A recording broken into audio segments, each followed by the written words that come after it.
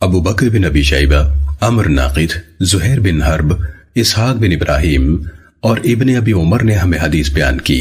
الفاظ عمر کے ہیں۔ اسحاق نے کہا ہمیں خبر دی، دوسروں نے کہا ہمیں سفیان بن عیینہ نے عمر بن دینار سے حدیث بیان کی، انہوں نے حسن بن محمد سے روایت کی، انہوں نے کہا مجھے عبید اللہ بن ابی رافع نے جو حضرت علی رضی اللہ تعالیٰ عنہ کے کاتب تھے خبر دی، انہوں نے کہا میں نے حضرت علی رضی اللہ تعالیٰ عنہ کو یہ فرماتے ہوئے سنا رسول اللہ صلی اللہ علیہ وسلم نے مجھے، حضرت زبیر اور حضرت مقداد رضی اللہ عنہ کو روانہ کیا اور فرمایا خاخ کے باغ میں جاؤ اور وہاں اونٹ پر سفر کرنے والی ایک عورت ہوگی، اس کے پاس ایک خط ہے، تم وہ خط اس سے لے لو۔ ہم لوگ روانہ ہوئے، ہمارے گھوڑے ہمیں لے کر تیز دوڑ رہے تھے تو اچانک ہمیں وہ عورت نظر آ گئی۔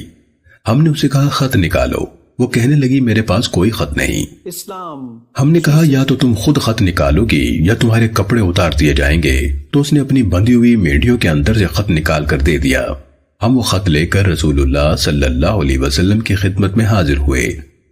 اس میں یہ تھا، وہ خط حاتب بن ابی بلتہ کی طرف سے مکے میں رہنے والے کچھ مشرکین کے نام تھا۔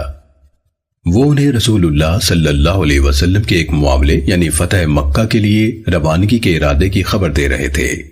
رسول اللہ صلی اللہ علیہ وسلم نے فرمایا حاتب یہ کیا معاملہ ہے؟ انہوں نے کہا اللہ کے رسول میرے خلاف فیصلہ کرنے میں جلدی نہ کریں، میں کسی اور قبیلے سے آ کر قریش کے ساتھ منسلک ہونے والا شخص تھا۔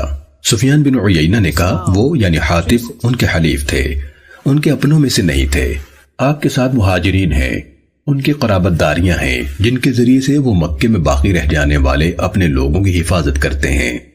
میں نے چاہا کہ جب میں ان کا ہم نسب ہونے سے محروم ہوں تو میں ان پر کوئی احسان کر دوں جس کی بنا پر وہ میرے رشتے داروں کی حمایت و حفاظت کریں۔ یہ کام میں نے کفر کی بنا پر یا اپنے دین سے مرتد ہوتے ہوئے نہیں کیا، نہ اسلام کے بعد کفر پر راضی ہو کر کیا ہے۔ رسول اللہ صلی اللہ علیہ وسلم نے فرمایا اس نے سچ کہا ہے۔